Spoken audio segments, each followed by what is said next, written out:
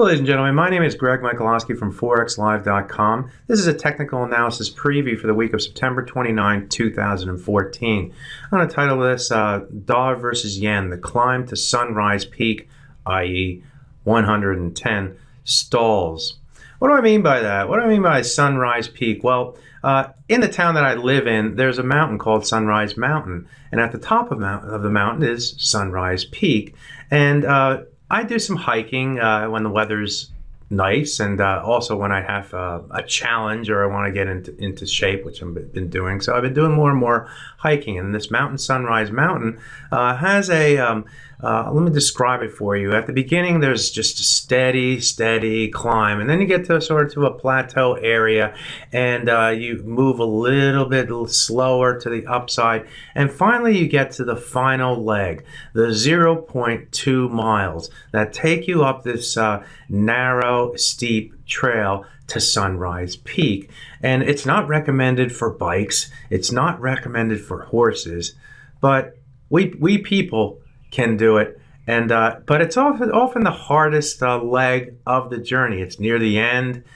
We've traveled a long way. You're tired.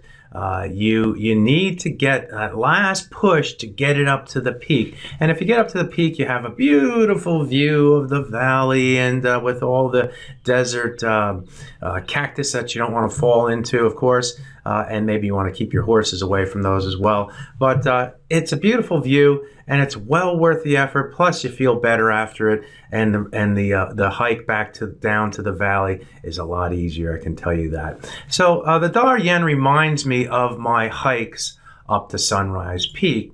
And if you take a look at the weekly chart and you look at this this climb here of Sunrise Mountain here, it starts off a steady climb to the upside. Maybe this is more steep than what I do when I hike. But then you get to sort of a plateau area where there's a little more ups and downs, and finally you get to the final piece, which is just straight uphill to Sunrise Peak. And what we've seen here over time is that the dollar yen, in particular in this month or last month or so, move above the 61.8% retracement level of the move down from the 2007 high down to the 2011 low.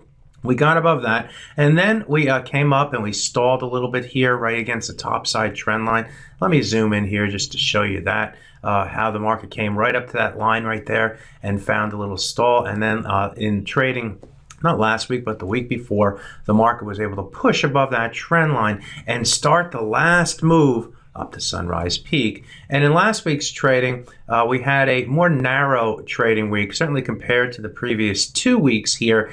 And so we're having a little trouble getting up to that peak and those great vistas up near the 110.65 level. Now, what's the 110.65 level? Well, 110 is obviously a big, huge number for traders. It's a round number. It's all that goes along with it. Maybe some options being priced up at that level. And then the 110.65 level is a high price going back to 2008. And so that is going to be the next significant level that we can get up to here in the dollar versus yen. Now, do I think that might be the end of it? No, not necessarily. We could actually have another mountain behind that we might be able to climb. But that certainly is going to be a point where we stop and take a look at the valley below and make a reevaluation of where we should be going from here. So we know the next topside objectives come up at that level, but in last week's trading, what did we do? We stalled. We stalled at a high price at around the 109.52 level was our high price up here, and the market started to come down on Friday in the last couple hours of trading.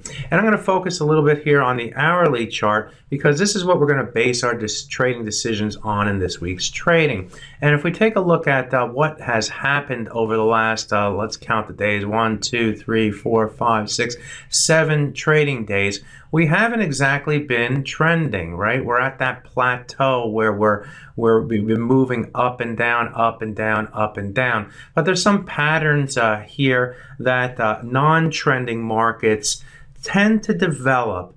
And this is what I look for when the market non-trends. Even though you're seeing the market move up and down, there are certain levels that give a point of reflection or deflection. And I try to outline those levels because oftentimes they become base points for the next move to the upside, or if we start our descent down the mountain, for the move down to the downside. And so when I've outlined yellow areas here to highlight those levels, and then we have our moving averages, in particular the 100-hour moving average. So let's start by taking a look at the lower level here. And here at the bottom we have a low here. Whenever I see a low and a move to a high or something, I always try to take a look at what happens around that level. And so the next time the market came down, it was obviously coming down pretty strongly on Tuesday's trade, and we fell below that level. And note here how we corrected right up to the top side here. We tried to keep the bias to the downside. We were almost giving up on climbing that mountain,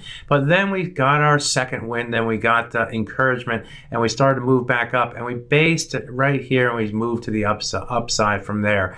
And the next time we came down to the base again, our yellow area, and we found support, we found support. And note here where we found support, right against this old low right here, and the market moved higher. And then we came back down again, having trouble here. The market's moving up and down, and we found its support again right here at the last on Friday, and moved higher. We also were finding support against the 200-hour moving average here. So and 38.2% retracement, mind you, I've been ignoring that, but that too is in this area right here, and that's where the market based and moved to the upside. So we know that there are buyers here. We know we got a second wind to move to the upside, and the market took advantage of that because we went above our next level here that's of importance, and that is the 100-hour moving average. And note around what's happening around the 100-hour moving average. We tend to get these movements to the downside, to the upside, whenever it goes above or below it. Do you see the movement? So take hold of that idea and understand that there's energy being developed at those levels. It's like you're getting an energy drink right there, and you either move below it or you move above it. And so the last thing that we did against the 100-hour moving average was boom, bounce off of that level. So we got this burst of energy to the top side, and that energy took us up these other levels, these other yellow areas. And this yellow area has highs, it's got highs, it's got highs, it's got highs.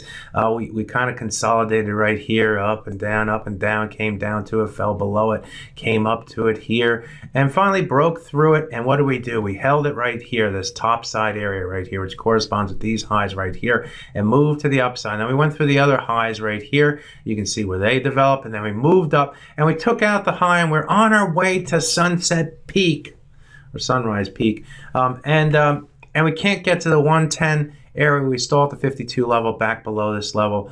We're catching our breath. Now, can we get up to sunrise peak? And a lot is going to be determined on the opening early this week, right here against this level right here and against the 100-hour moving average. Though this area right here is going to be our key to the week. Okay, if we are able to stay above the 100-hour moving average, stay above this yellow area and this 100-hour moving average, I think the bias remains to the upside for the dollar versus yen, and we have that potential to move further and get to that peak at the 110 level, 110.65 level, and then see what the view looks up from at that level. Do we continue higher, or do we come down from there? The alternative is that we don't get above there, and we might early on in the week look at this top side area around the 109.31 to 36 level, maybe a little bit higher, maybe up to the 40 level, these highs right here. And see if the market can't get above that level. And if you want to take a shot at selling against that level with a stop above the 52 level, not a bad idea.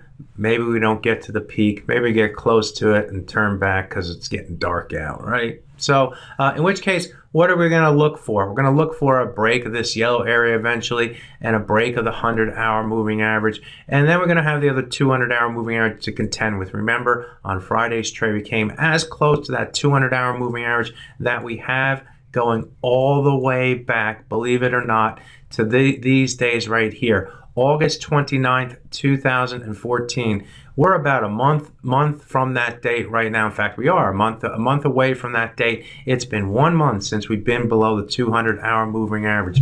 Do you think that's going to be significant if the dollar yen breaks that 200-hour moving average?